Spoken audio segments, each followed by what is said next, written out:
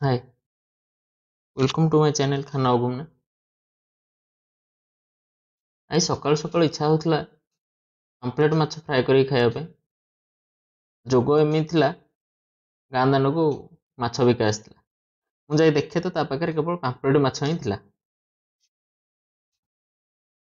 मुझे गोटे केजी माछ घर को नहीं आसली।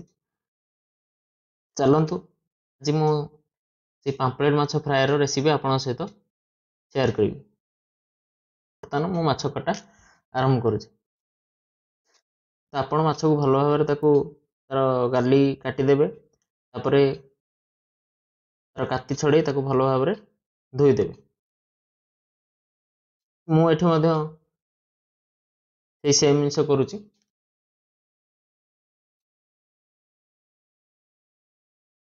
देखो तो बर्तमान मु भल भाव माछ को धोईदे रखिदे।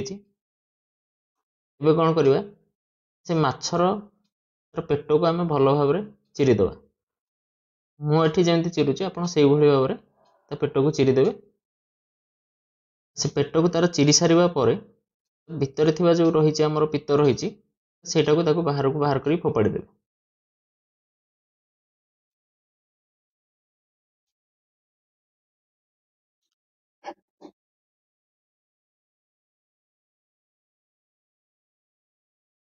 माछ पेट भितर से तार पित्त को बाहर कर फोपाड़ी सारा पर बर्तमान मुंडरे जो गाली रही है से गाली को बाहर करके फोपाड़ी देवे। सेटा तो कहीं भी खाती तो सेटा भी भल ही लगे तेणु आप काढ़ी ही फोपाड़ी देवे। एमती पाम्पलेट माछ जो तार मुंडटा छोट मुंड रहे तो से किसी न थाए कि से मुंड आपड़ काटवे सेमती रही ही देखा भल लगे। तापर आम माछर पिठी एमती तीन टा गोटे पट साइड तीन टा तो नेक्स्ट साइड तीन टा करके आम काटिदेवा। जहाँफल कौन हम आम जो मसलाटा देहर गोलैवा से मसलाटा भितर को जापर। देखो बर्तमान मु दुईटा जाक माछ को एमती काटी रखीदे। बर्तमान ए हलदी आ लुण पकई किसी समय गोलैक रखीदेवी।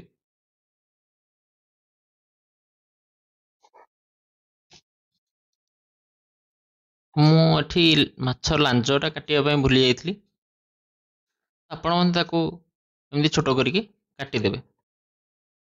किसी समय माछ को एमती रखा पर मुझे अदा रसुण पेस्ट किसी पकईली।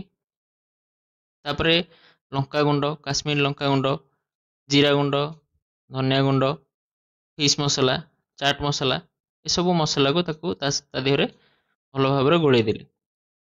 आप भल भाव गोलैबे उभय पार्श्व जमी लगिक रो स्कट लगे देहरे ता भर जमी र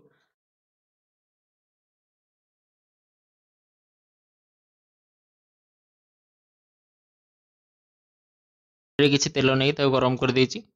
तेल देखिए आप भल भाव गरम हो जावा दरकार। से हल्का हल्का धुआं आसला पर आपण से माछ को पकईदेवे। सोरिष तेल जदि नहीं तार बास्ना टे भल आसे। आप जो भी तेल नहीं करें माछ को से पकईदेवार किसी समय गला पर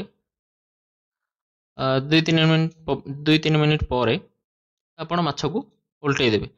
तार गोटे पट साइड किसी समय आसो तो नेक्स्ट साइड हो गोटे पट साइड जब आप बेसी समय पकई रखिदे से जो मसला देते से मसला उड़ीज। तेणु आप मीडियम फ्लेम भाजवे। जोरे भाजिले कौन हो कि सेटा उड़ी जाए। पाखापाखि 5-7 मिनिट भाजवे से भितर माछ आपणकर हो जाइथिबो। जदि आप बड़ साइज माछ नौ टे टाइम लगे। बर्तमान गोटे प्लेट को काढ़ी नवा।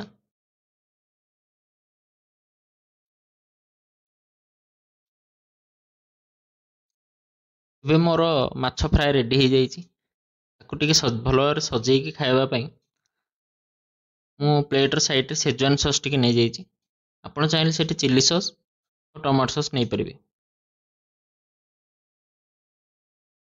प्रथम टिके चाट मसला ମୁଁ ପକେଇ ଦେଇଛି ତାପରେ ପିଆଜକୁ ତାକୁ ପକେଇକି ତାକୁ ଟିକେ ସଜେଇ ଦେଇଛି ପିଆଜ ପରେ ତା ଦେହରେ କଞ୍ଚା ଲଙ୍କା ଟିକେ ପକେଇଦେବା ଯଦି ଆପଣଙ୍କ ପାଖରେ ପୋଦିନା ପତ୍ର ଅଛି କି ପୋଦିନା ପତ୍ରକୁ ତାକୁ କାଟି ପକେଇବେ ଧନିଆ ପତ୍ରକୁ ଟିକେ କାଟିକି ପକେଇବେ ତାପରେ ଲେମ୍ବୁକୁ ମଧ୍ୟ ଏମିତି ଗୋଲ ଗୋଲ କରି ତା ଉପରେ ରଖିଦେବେ ଏଇଟା ହେଲା ଆମର ଗାର୍ନିସିଂ କରିବାର ଗୋଟେ ପ୍ରୋସିଜର ଏବେ ହୋଇଗଲା ପାମ୍ପଲେଟ୍ ମାଛ ଫ୍ରାଏ ରେଡି ମୋ ଭିଡ଼ିଓଟା କେମିତି ଲାଗିଛି ଆପଣ କମେଣ୍ଟରେ ନିଶ୍ଚୟ ଜଣାଇବେ ଆଉ ହଁ ଯଦି ମୋ ଭିଡ଼ିଓ ଭଲ ଲାଗିଛି ତାହେଲେ ଲାଇକ୍ ସେୟାର ଓ ସବସ୍କ୍ରାଇବ୍ ନିଶ୍ଚିତ କରିବେ ଧନ୍ୟବାଦ।